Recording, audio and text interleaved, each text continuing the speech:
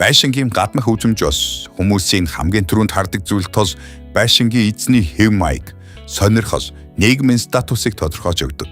Үүнээс гадна усан доорх зочид буудал, эсвэл өндөр уулсан дээрх байрлал гэх мэт байгаль орчинтойгоо зохицсон экстремтэй өвөрмөц байршилтай сууцууд нь стрессийн түвшин бууруулсаа зогсохгүй сайхан сэтгэл төрүүлдэг байна. 7 дугаар сарын 20-ны өдөр хөл бөмбөгийн дэлхийн аварга шалгаруулах тэмцээн. Энэ өдөр аваргын төлөө Испани, Аргентины шигшээ багуудын алгарсан тоглолтоо биднийг хүлээж байна. Та энэ тоглолтыг олон улсын спортын компанитай хамтран үзэх боломжтой. Хэрвээ 18 нас хүрсэн бол бичлэгийн доор байршуулсан холбоосоор ороод манай сувгийн S-Fax урамшуулсан кодыг оруулаад урамшуулсаа шууд аваарай. Нэстэг 5 мэт сансрын дизайнтай, уусамжлалт суурьгүй, 360 градусын харагдцтай, тохилог ор компьютер тоглоом, мөн мэдээж хэрэг ойн байгалийн гайхамшигт харуулж. Энэ бүхэн таныг цагийг таатаа өнгөрүүлэх баталгаа олно.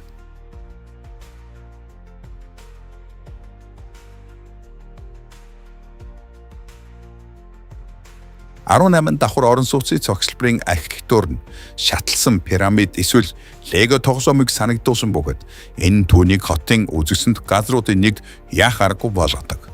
Барилгад орон сууц, офис, үзэсгэлэнгийн төвүүдж багтжээ. Архитекторууд бас мэдээж маш бүтээл сэтгэлгээтэй хүмүүс гэдэгтээ та санал нэгтвэзээ. Энэ сайхан байшингийн эзэн бол Леван Австралийн бизнесмен бөгөөд зуны улиралд гэр бүлийн нэг хамт энэхүү байшинд амьдардаг байна. Дотоод заслан тансаг зэрэглэлийн хар шиг бөгөөд далавч, хэвтэ чиглүүлэгч, докторжуулагч тагтнууд болон шийдэжээ. Уг байшингийн гаднах дизайн яг л Airbus A380 онгоцыг санагдуулсан. Португалийн уусанд баригдсан өвөрмөц чулуун байшин. 4 том бул чулууг хаан суур бошин ашиглаж энэ байшингаа бүтээжээ. Энэ хөдөөгийн энгийн байдал барзаар бүтэц байгальд ээлжтэй байдлыг хослуулсан байдгаараа тун онцлог шийдэлж болж өгсөн гэн. Дотор нь пишн, зочны өрөө, модон жимэглэл бүхий тохилог интерьертэй унтлахын өрөөч бий.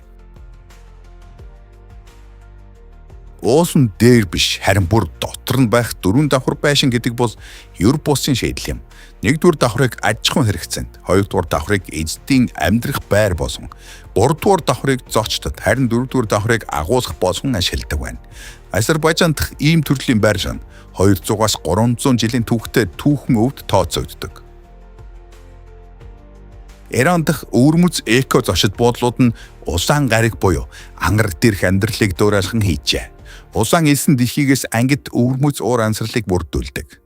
Тухтай амьдрахад зориулж тухлаг унтлахын өрөөнөөс ахуулаад спа шүсүр хүртлэх бүх зүйлийг бэхжсэн. Шөндөр том панорам цонхтой одтой тэнгэрийг ажиглах боломжтой гэд боддоо. Алхдаг байшин буюу walking house нь эзэндээ амар тайван нүүдэлчин амьдралын хэм маягаар амьдрах боломжийг олгодог. Учир нь түүний хөдөлгөөний хурд маш бага юм. Байшин нь нарны зай болон жижиг салхин сэнснээс эрчим үж хоримтлуулдаг байна.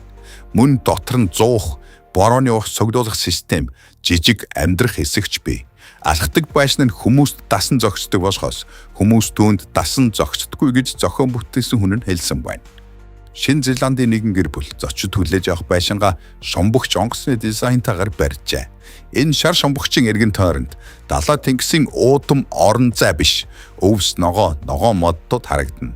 Байшинд жижиг галтойгоо унтах хэсэг гэж бий. Гэхдээ хамгийн сонирхолтой нь өөрийгөө Ахмад Немо шиг мэдрэх боломжийг олгох олон төрлийн тоног төхөөрөмж бүхий ахмадын бүхэхтэй гэдгээр илүү онцгой гэжээ. Байшингийн эзэд алдарт бидл сандал хэм, шар усанд шумбогч гэдэг дуунд дуртай байшин гарцаагүй. Бөмбөцөг хэлбэртэй юр бусын байшин ердөө 250 кг зинтэй бөгөөд 3 метрийн диаметртай. Бөмбөцөг бүрийн суурн модон каркасаас бүрдэнэ. Эдгээр байшингууд нь тун өвөрмөц харагддагч Канадын хатуу ширэн уур амьсгад зориулагдсан гэжээ. Байшин дотроо үндсэн хэрэгцээт зүүсээр тоноглогдсон байдаг.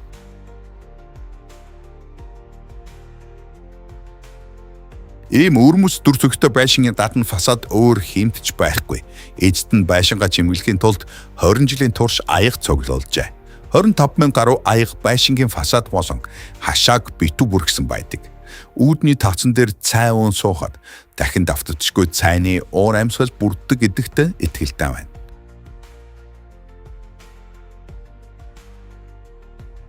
Эдгээр байшингийн архитекторууд багада лего тогсоомоор хэтэрхий их тогсож өссөн мэт санагддаг. Гэхдээ бодит байдал дээр ийм байдлаар барих нь маш ухаалаг арга бөгөөд учир нь суурьнд ирэх ачаал илүү жигд хуваарлагддаг байна.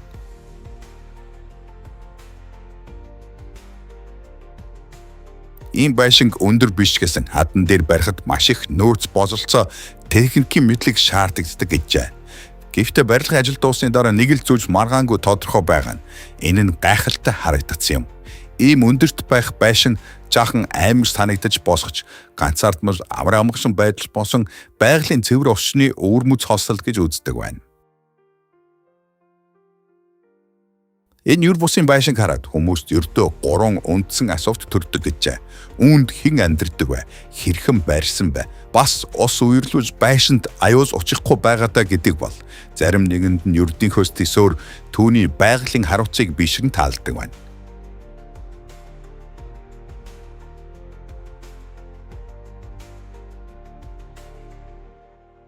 Энэ бол зүгээр нэг байшин биш, харин бүхэл бүтэн вант улс юм.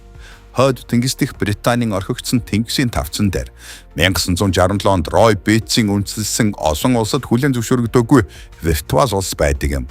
Энэ нь албан ёсоор биш ч гэсэн дэлхийн хамгийн жижиг улс гэдгээр алдартай бөгөөд язгууртны хэрэгэм зэргийг хүмүүст зардгаас гадна өөрийн гишин төрийн далбаатай. Америкийн нэгэн хэрэгэн ачааны онгоцыг хүмүүст мартагдчихгүй амралтыг бэлэглэх тансаг зэрэглэм зочны байшин болгон хувиргаж чаджээ. Зочны өрөө, угаалгын өрөө, сүвшүүр, унтлагын хэсэг нь дээд зэрэглэм тавилах хэрэгслээр тоноглогдсон. Харин нисгэгчийн бүхээгт бүх зүйл оргиороо үлдсэн байна. Одоо зөвхөн шатхуун хийгээд хөөрхөл үлдлээ.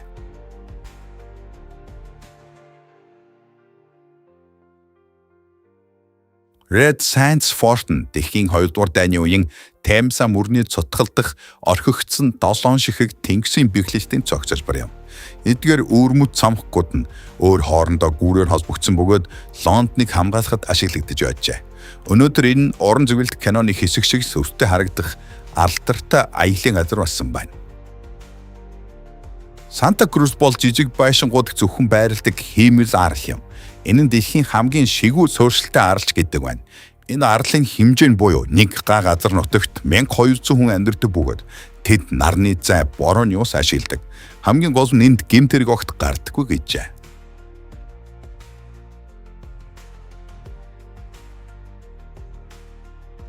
Харин энэ дүүжин байшин нь байнгын амьдрах бус, харин туршилт хийх зорилгоор баригджээ. Энэ 360 градус эргэж 30 градус хазаадаг өвөрмөц технологиор баригдсан байшин юм. Туршилтын гол зорилго нь 5 өдрийн турш оршин суугчдын хөдөлгөөн тэдний амьдрах нөхцөл, бие биенээ хүлээн авах байдалд хэрхэн нөлөөлж байгааг судлах байв. Судалгаагаар ямар ч үр дүн гарсан бай. Маш сонирн байшинг үлдээсэн гэдэг нь ойлгомжтой. Мөн гаж сонирхтод зориулсан сууц гэж бий. Эдгээр 5 метрийн диаметртэй бөмбөрцөг хэлбэртэй сууцнууд нь хайр гаргийнхны сууринг санагдуулна. Ердөө 1240 кг жинтэй хөнгөн хийцтэй байшингууд юм. Тэдгээр нь угсарч буузгах боломжтой, олон цонхтой унтлагын өрөө гашбтогоо зочны өрөөтэй бөгөөд нэлээд боломжийн үнэтэй сууцанд тооцогдно. Ийм уруу харуулсан байшинд бүрэн дүүрэн амьдрах нь мэдээж боломжгүй. Харин жооштой зориулсан сонирхолтой үзүр үүсгэний хувьд тун зөв шиг юм. Байшин хөндлөн тосгуур дээр барьсан бөгөөд бүх тавилга, гэр ахуйн цахилгаан хэрэгслэн мөн ургуу байдалтай тул зочдын ухамсарт жингүүд болсон боломжгүй тосгоо эргүүлсэн байдлын мэдрэмжийг төрүүлж сэтгэхүйгэнч гэсэн ургуу харуулж аргадаг гин. Энэхүү байрлалын онцлог нь түүний динамик чанар юм. Байрлал өдрийн турш нарыг дагаж 360 градус эргэдэг гэжээ. Үүнээс гадна тус байшин нь өөрийн гэсэн оюун ухаантай. Байшин өөрийн өрөөнүүдийн температурыг хэмжээд олж агсан өвөгдөл дээр үндэслэн хамгийн тохиромжтой байрлалыг автоматар сонгож тийшээ харж эргэлддэг байна.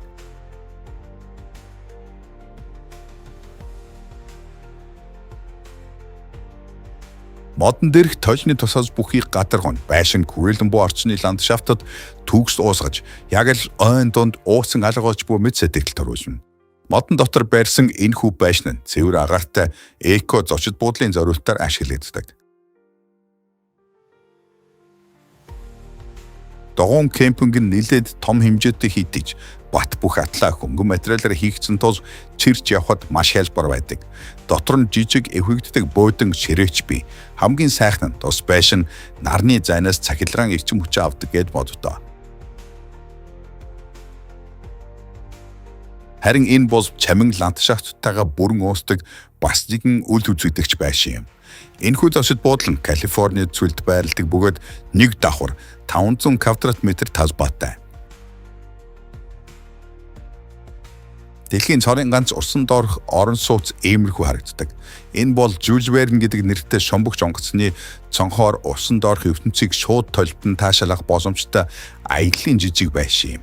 Энэ бол зүгээр нэг сонирхолтой зориулсан усан шомбол биш. Харин 12 метрийн гүнд өрнөх усан доорх романтик аялал гэжээ. Хэрв дэлхийд даяар хамарсан их үер болох юм бол өөртчлэн бэлтгэлтэй байсны дээр гэдэгтэй. Ийм байшинд загасчилж хоол хүнсээ залгуулсан амьд үлдэх нь хамаагүй илүү бодит боломжч байж болох юм. Гэхдээ энэ зургууд нь хэмэл оюунаар хийсэн жинхэнэ байшингууд биш гэдг нь харамсалтай. Үүгээр манай бичлэг дууслаа. Та нар ямар байшинд амьдарч үзэх байсан гэдгээ сэтгэлд бичээрэй. Бас ямар байшинд яасан ч амьдрахгүй байсан гэдгийж бичсэн болно. Бичлэг таалагдсан бол лайк дараад сувгтаа бүртгүүлж хонхооч дараад аваарай.